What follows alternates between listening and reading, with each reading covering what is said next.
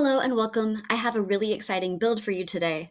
I built this as a former gymnastics coach, a former competitive gymnast, and now the mother of a competitive gymnast. And I wanted a place to be able to track my daughter's scores, her records, her averages, everything that's going on with her gymnastics for not only her, but for her entire team. As a previous gymnastics coach, I wanted something that would work for parents, but also for coaches. And this is one of my favorite builds that I have made in Notion so far. Welcome to the Gymnastics Meet Performance Tracker. This is going to be the tutorial for how to use it. So if you're watching this from within the tutorial, welcome. I really hope that you find everything you need here.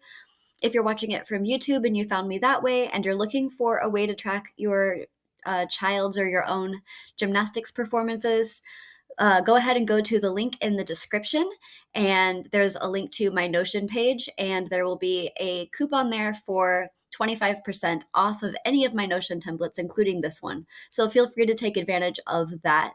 And let's go ahead and take a look around. This template is probably a little bit overwhelming when you first try to figure out what to do with it, but once you've spent 20 or 30 minutes getting it set up, I think you're going to find that it's really easy to use moving forward from there. So let's go ahead and get into it. When you open it, the homepage, the dashboard, is going to show you a few important things. We have our upcoming meets. This season, I have some data in here that I made up from some characters that I've written. This will track every gymnast on your team's all-around score at the different meets. I have this in chronological order. This meet happened before this one. And then the team scores as well. I have a tracker in here in order to calculate the top 3 scores from your team from each event and then add that together so that you know what your team's all-around score was. There's the system at the bottom, but the magic can happen over here in the menu. With the more information in this callout, you can see that this menu shows the main databases. The tutorial is what we'll get into for how to update everything.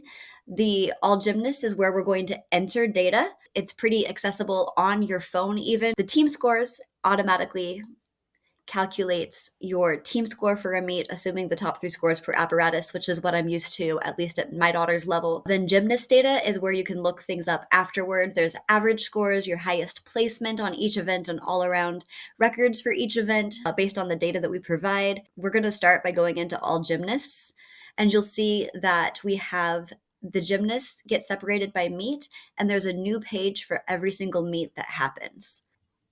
This is the best place to enter the data during the competition. There's a lot of properties that are hidden on this page so that you can focus on these 4 right here. In fact, if you wanted to, you can even hide the all-around score so you don't focus on it during a meet. I know that can be distracting for me. The age group, I just pulled in here the age groups that I'm most used to seeing: 3 levels of child, 2 juniors, 2 seniors. You can go ahead and press plus for any option that you need to add for any particular meet. Obviously, these can change from meet to meet. And then over here under gymnast, this is going to be important for tracking data. So we want to make sure that this represents all of the gymnasts on your team. So let's say that on our team there were 12 girls and they were named for each of the different months. I'm going to go ahead and press edit property here. I think I'm just going to rename the ones that are already there. It'll be a little bit faster instead of deleting and adding new ones. So let's just say that we have January, February, March. Then we get into the real names: April, May. And then I need to add more because there's 12 gymnasts on my team. But you'll notice that these have automatically updated when they matched a color to something. But anyway, June, July, August, September, October, November, and December. So those are going to be our gymnasts. What I'm going to do then is I'm going to click on New. We're going to add January. We're going to do Charity Choice, which is February 17th for ours this year. We're going to make sure that the gymnast here matches. And if you are already at the meet, if you wanted to, you can go ahead and add the age group. Let's say that January is a child C. The other thing that the template automatically adds is the start values for each event. I'm assuming just so that it's in your records that everything's going to be a 10-0 start value. There's no reason to change that before the meet starts, unless you know that, say, you had a gymnast who had broken her arm and isn't competing bars because as she heals, and you can change that to 0 if you want to. I find this useful, like if you have a bronze gymnast where they can do a 9.5 or a 10-0 start value on vault, or if your child is still getting spotted on something, they lose start value for having their coach spot them, and so on, so that you can track it. But the start value doesn't affect any of the formulas, so you don't have to worry about it if you don't want to. I'm going to go ahead and press new again. Again, link it to the next meet. I'm going to add the date automatically here, make this for February, and February is child A. I'm just going to do this for every gymnast on my team. It's a little bit of clicky buttony to get started, but all right, we got all of our gymnasts entered. You'll notice that they are separated not by their name, but by their age group. This is so that if you're clicking around inside Meet Scores Online or ScoreCat or whatever app they're using, and you have it separated by age group, you could just see the two gymnasts or whatever that are in that age group together. And then you can go ahead and type in what score they got. So I'm going to make up some numbers here. You'll notice as I'm typing that the all-arounds are automatically updating as we go. Now we have everybody's scores for this meet entered. So this is all that you really need to do during the meet, and then it's when you come back later that you can track a little bit more, like during awards. We'll go under the gymnast data. But you'll notice this is not set up in a way that we can actually track our gymnasts. So what we're going to do is we're going to edit this view. We're going to call it January. And we're going to filter by gymnast to be January. Then we'll change the name of the next one.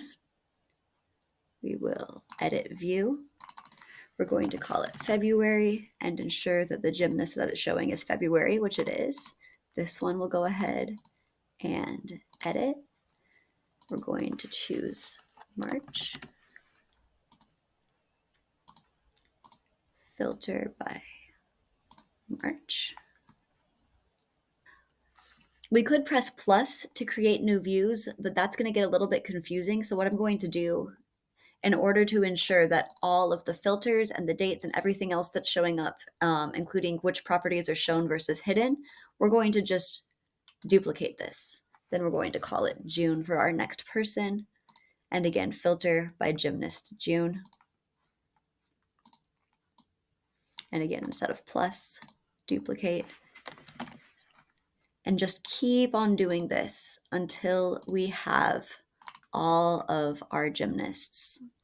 Okay, now we have a tab for every individual gymnast here. If this gets a little bit unruly, if you've got a lot of gymnasts, one thing that you can do is duplicate this and then we'll basically force it to give me 2 rows.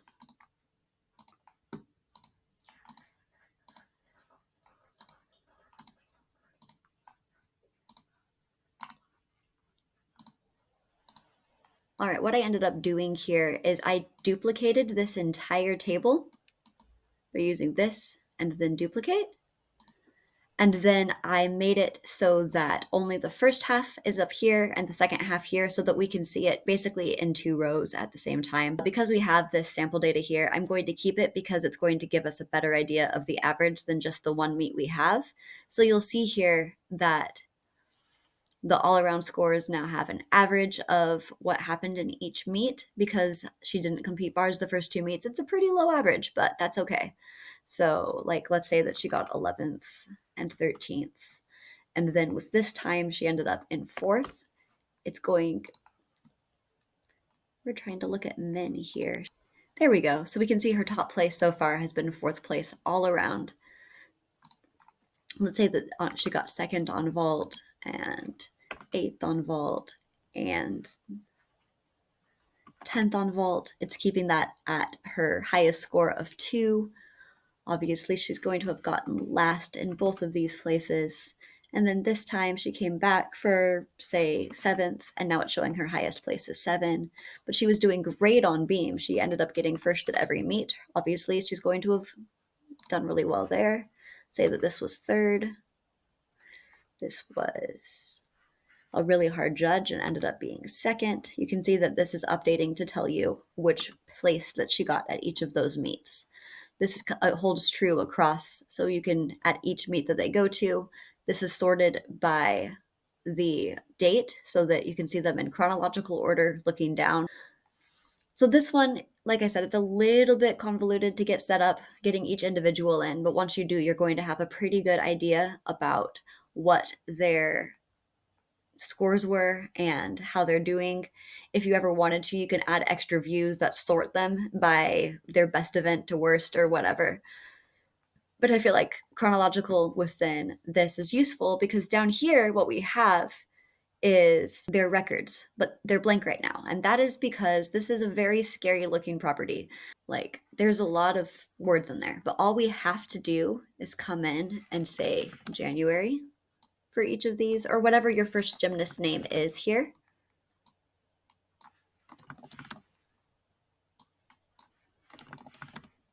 January. And then once I've updated all 5, 1 for each event plus all around, and press save. Come on. There we go. Now we can see January's records. So that will come true for each of these. You'll press edit property, edit formula, and then just change out the name for the name that you need to add here. Make sure that when you're spelling this and using capitalization, you do it exactly the way that it is, because let's see here. If I don't capitalize one of these correctly, is it going to show me? I don't think so, but we'll find out for sure.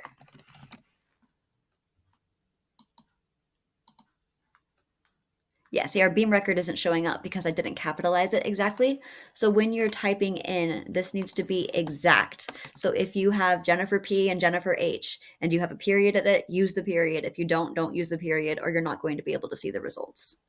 There it is. Now we have February. Now what gets tricky is when you go to add your next one. Again, we're going to go ahead and duplicate our property.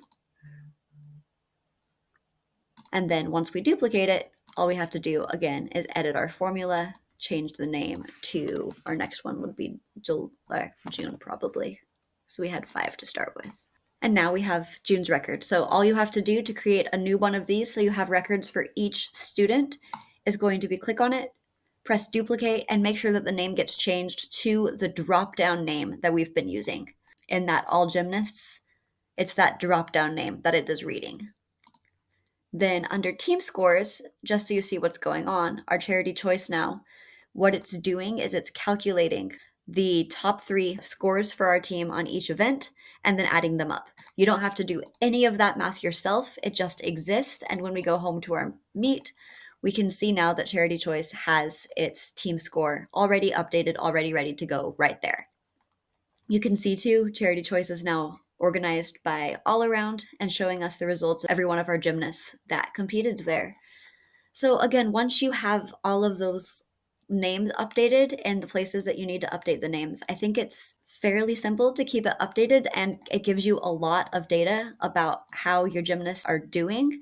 So I hope that you find this as useful as I hope to find it, and I will see you soon.